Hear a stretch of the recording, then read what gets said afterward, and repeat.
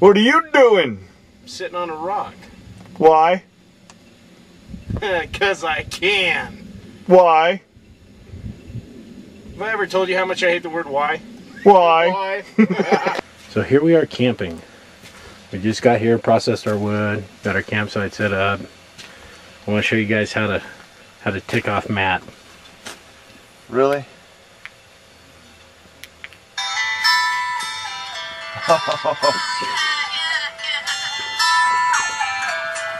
Come on, Matt, sing along.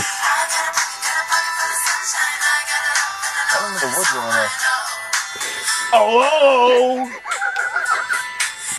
Hey guys out there on the web, Chappy here. Matt's behind the camera, and it is I don't know if you can see it or not, but it's 8:15 at night. I don't know if I can. Yeah, you probably can't. And it's 34.2 degrees and dropping. About 20 minutes ago it was 36. And so we came across this situation here where Matt and I were unpacking our stuff and getting ready to set up the lantern.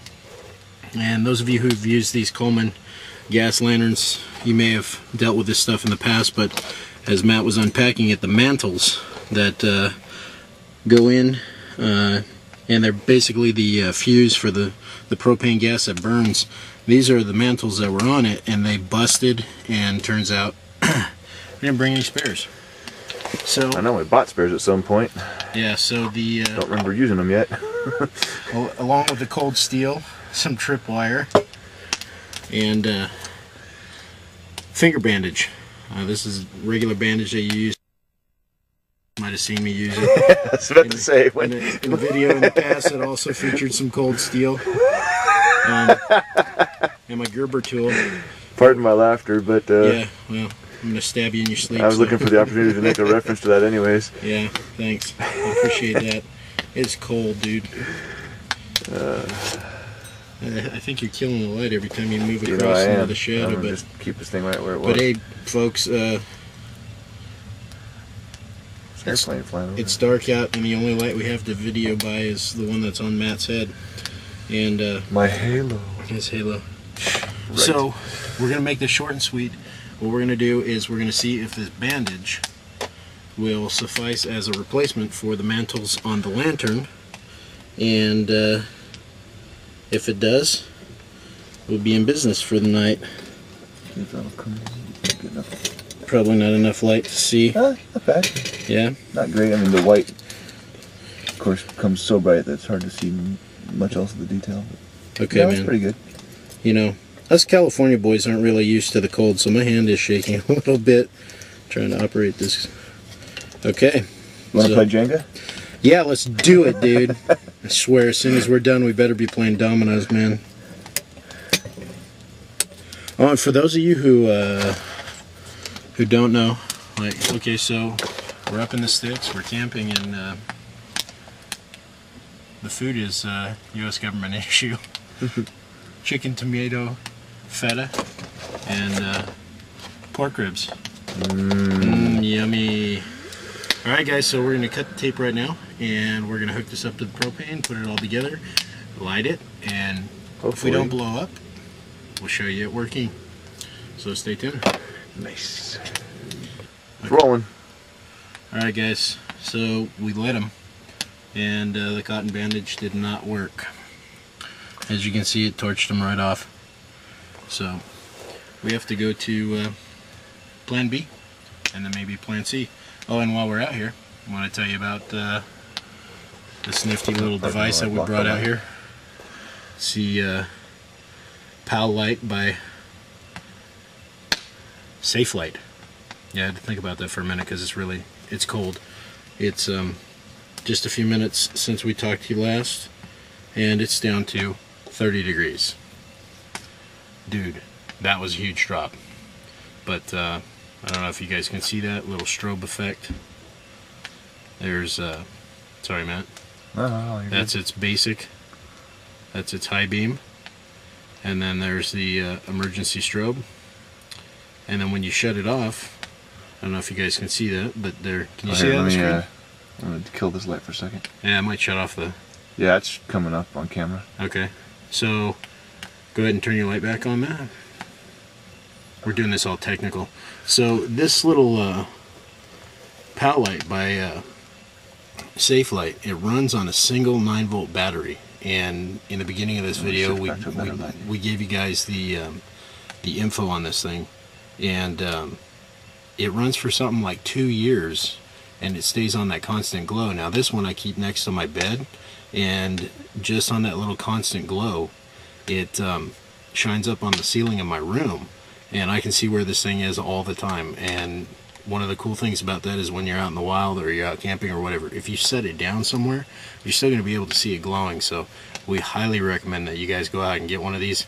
Look for them on our Facebook fan page and check them out. Inexpensive. They're like 20 bucks retail, and it's a great little piece of gear. We added this clip, but it comes with this little retainer ring here. We added this to it so I can wear it on my rig. But stay tuned for more video from us, and if we get this thing fixed, me and my Russian hat and my runny nose, because man, it's cold. It is. If we get this thing... Your nose is running. Do your feet smell? Kinda. But if we get this thing fixed, we'll get you guys some more videos. So until then, take care and take care of the wild. Thanks, I will. So it's morning. Day 2 up here, Matt and Chappy, up at our favorite camping area.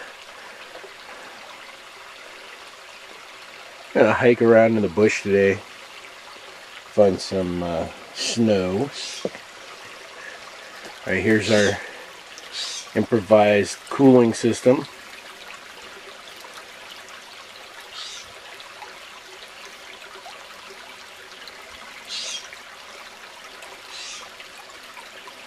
It's a nice big bottle of lemonade tied off to a tree branch and stuck between a rock in this ice cold water. Right. Hey guys and girls, ladies and gentlemen, children of all ages.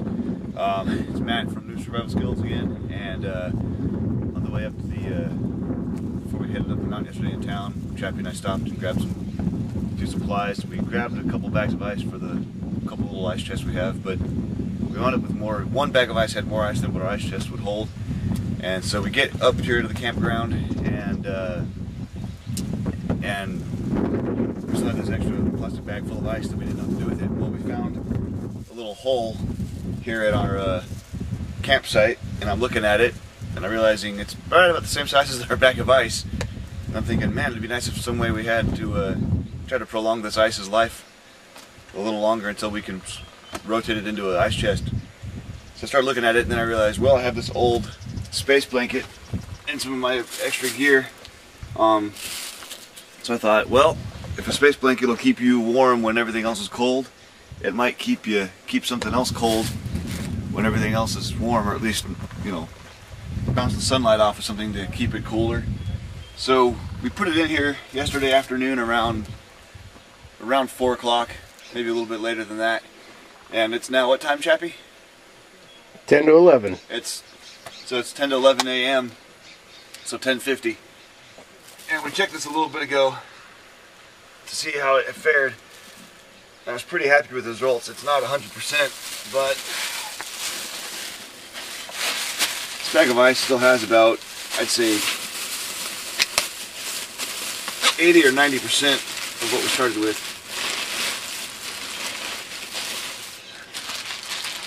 So it's only liquid up to about here. Yeah, but look at that. There's less loss of ice in that than there is in the ice chest right now.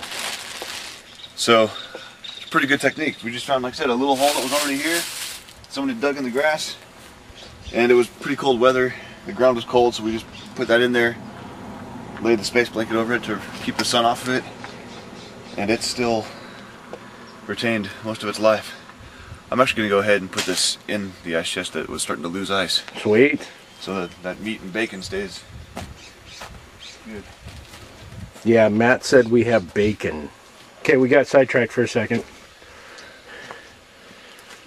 Want to explain what that is, Matt? This was my hand warmer. I think we've shown them before, or one like them on another video. But it's a liquid with a little, I don't know if you can see the little snappy button that goes inside of them. But basically, when these things are liquid and you're cold, you click this thing and I don't exactly know how it works. Don't ask me to explain. Causes a chemical reaction inside the bag that heats it up. I'm sorry, I wasn't still talking or anything. You click the little thing and it causes some sort of chemical reaction. And this liquid in here starts heating up, and it becomes crystally, or crystallizes until it's used up all of its whatever energy. And then the way to reset them is you put them in hot water for a while and let it kind of thaws it out, because it doesn't freeze. I don't know what it does, but it turns it back to liquid, and you can reuse them over and over. So I just finished resetting this so I can use it tonight, because it was cold last night. Yeah, it got down to 21 degrees. So you said 19 at one point. Yeah, well, at 2:30, 3 o'clock in the morning when I woke up and checked it, it was 19, but it was 21 when we went to bed. So these are, still don't know what the heck I got on that. It's all gooey. Oh well. Anyway, let them cool, and then I can use them tonight when I get freezing. No. Made mine. A lot of juice came out of the tree though. Made mine tighten up. A lot of juice just squirted out of the hole, the cut. Pine sap, yeah. Wheezing the juice. Wheezing the juice. No wheezing the juice.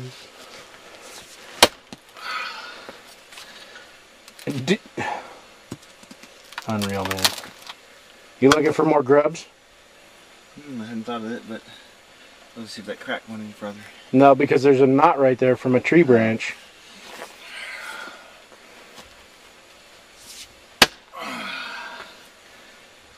Another knot on this side. You better not to mention that again. I wonder if saying stuff like that is copyright infringement. I doubt it. No, because I think they give you like 30 seconds to use bits of something. Who cares? People steal my stuff all the time. Yeah, this doesn't seem to be splitting much of anything. Yeah, I think it's too naughty to be split like that. You're naughty.